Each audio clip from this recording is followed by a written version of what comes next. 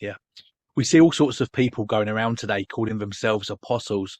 What would the Bible have to say about this? And what are the biblical qualifications for becoming an apostle, Tom?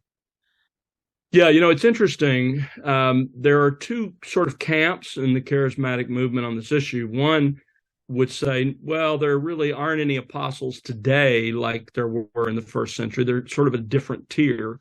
And then you have some, particularly connected to the New Apostolic Reformation, who would argue that we do have apostles today who are absolutely equal in authority to the New Testament apostles. In both cases, they're ignoring the clear evidences of an apostle, or we could say the prerequisites for, the requirements for, or qualifications for an apostle. When you look at the New Testament, sort of the clearest place to see this unfold is in Acts chapter 1, when they're looking to fill the role of Judas. And they begin to discuss, what's required of the person we're going to put in his place, what's required of him. And it really comes down to three qualifications. They had to be eyewitnesses of the resurrected Christ. Secondly, they had to have personally been appointed by Christ. And they couldn't just say, yes, I've been appointed. I mean, even with Paul, he had to be confirmed as appointed by the other apostles. So they had to been appointed by Christ, and that had to be confirmed by those who had the authority to do so.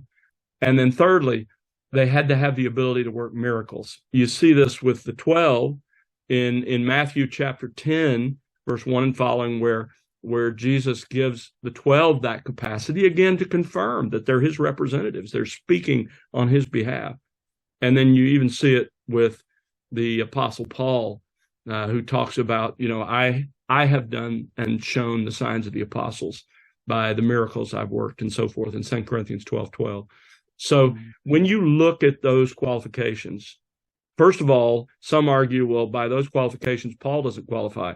Well, he absolutely does. He saw the resurrected Christ on the road to Damascus.